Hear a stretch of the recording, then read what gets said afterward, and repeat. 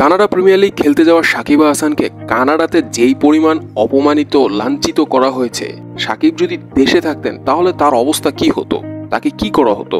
এইরকম প্রশ্নই শুধু বাংলাদেশ না, পুরো বিশ্বব্যাপী ক্রিকেট ভক্তদের মধ্যে ঘুরপাক খাচ্ছে। কোটা আন্দোলনে এত সহিংসতা হয়েছে যেটা দেখে সাকিব আল হাসান একদমই চুপ ছিলেন, আর যে বিষয়টা একদমই পছন্দ করেনি বাংলাদেশের মানুষ। শুধু অপেক্ষা করেছেন সুযোগের, যদি কোনো রকমের সরকারের পতন হয়ে যায় তখনই সাকিবকে উচিত শিক্ষা দিয়ে দিবেন বাংলাদেশের সকল মানুষরা। আর সুযোগটাও পেয়েছেন সময় মতো। যখনই সরকার পতন হয়েছে তখনই সাকিব আল হাসানকে উচিত শিক্ষা দিয়ে দিয়েছেন বাংলাদেশের মানুষরা।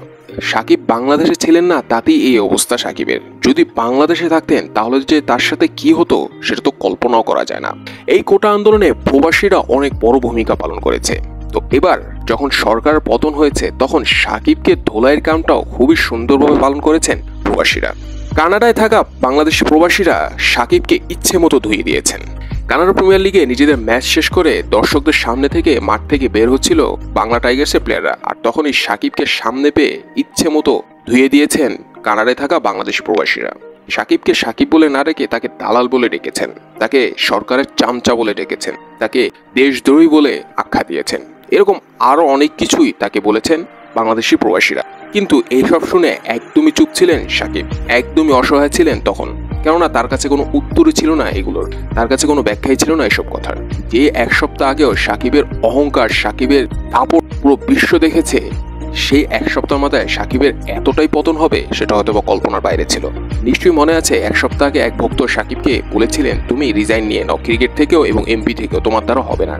তখন সাকিব সেই ভক্তকে পাল্টা প্রশ্ন করেন যে আপনি দেশের জন্য কি করেছেন, কিন্তু এটার জবাব তিনি এক সপ্তাহের মধ্যেই পেয়ে গিয়েছেন। তার এই বাহামকে মাত্র এক সপ্তাহ ব্যবধানে দুমড়ে মুচড়ে গিয়েছে। এত লাঞ্ছনার পরও তিনি কিছুই বলতে পারেননি, মাথা নিচু করে মাঠ থেকে বেরিয়ে গিয়েছেন।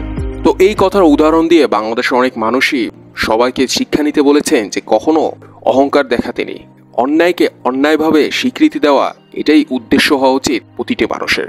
আর এরকমটা যদি না হয় তাহলে যে কি পরিণত হবে সেই মানুষটার, সেটা সাকিবকে দেখলেই বোঝা যায়। তো এখন বাংলাদেশের অনেক মানুষরা প্রশ্ন করছেন যে সাকিব দেশে ফিরবেন কবে। তো সাকিবের কিছু সূত্র থেকে জানা যাচ্ছে যে এত সহজে সাকিব দেশে ফিরছেন না।